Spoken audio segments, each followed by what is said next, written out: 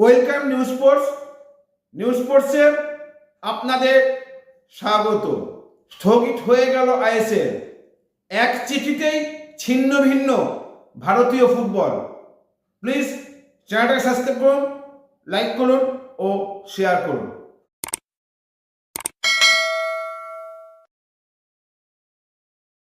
বড় ধাক্কা ভারতীয় ফুটবলে, যেটা আশঙ্কা করা হয়েছিল সেটাই সত্যি হলো। গতকালই এফএসডিএ, এআইএফএফ ও ক্লাবগুলিকে চিঠি দিয়ে জানিয়ে দিয়েছে স্থগিত হয়ে যাচ্ছে ভারতীয় ফুটবলের সোনালী ভবিষ্যৎ আইএসএল। এই আইএসএলকে পাখির চোখ রেখে কিন্তু ভারতীয় ফুটবল এগিয়ে যাচ্ছিল। তার গতকালই একটি আপডেট এসছে, যেটা নাকি দেখা যাচ্ছে ভারতীয় ফুটবল 7 ধাপ নেমে গেছে। ভারতীয় ফুটবলকে এগিয়ে নিয়ে যাওয়ার জন্য কিন্তু এআইএফএফ এবং এফএসডিএল দু তরফকেই চেষ্টা করতে হবে।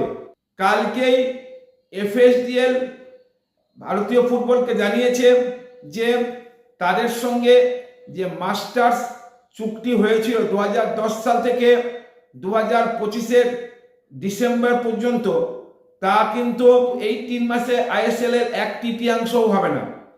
এফএসডিএল 2-3 মাস আগে থেকেই এআইএফ এর সঙ্গে এই নিয়ে আলোচনা চালাচ্ছিল যাতে এই চুক্তিটির নবীকরণ করা যায়।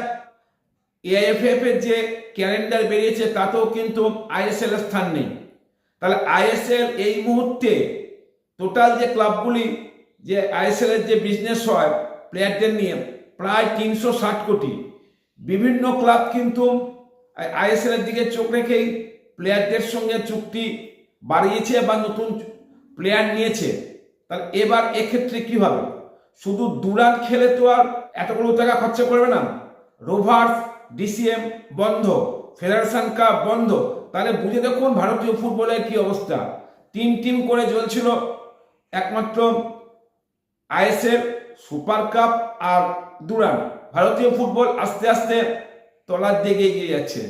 আশা করি এফএসডিএল যদি আইএসএল বন্ধ করে দেন, অন্য কোনো সংস্থা এগিয়ে আসবে, ভারতীয় ফুটবল অন্ধকারের দিকে না যায়। এই আইএসএল এর দিকে, আইএসএল কিন্তু মোটামুটি প্রায় ওয়ার্ল্ড ফেমাস হয়ে গেছিল। এখন যদি আইএসএল বন্ধ হয়ে যায়, বাইরের দেশের কাছেও আমাদের কি করে মুখ দেখাবো? যদি আবার যাদের সঙ্গে চুক্তি আছে, দীর্ঘমেয়াদী চুক্তি আছে ক্লাবগুলো, তো তারাও কিভাবে প্লেয়ারগুলোকে ছাড়বে? এটাও তো আবার ফিফার কাছে কেস খাবে। আমরা আশা করব যেন আইএসএল বন্ধ না হয়, এফএসডিএল না করলে অন্য কেউ করুক। তো যাই হোক, যেভাবেই হোক আইএসএল চলুক, এটাই আমাদের কাছে কাম্য।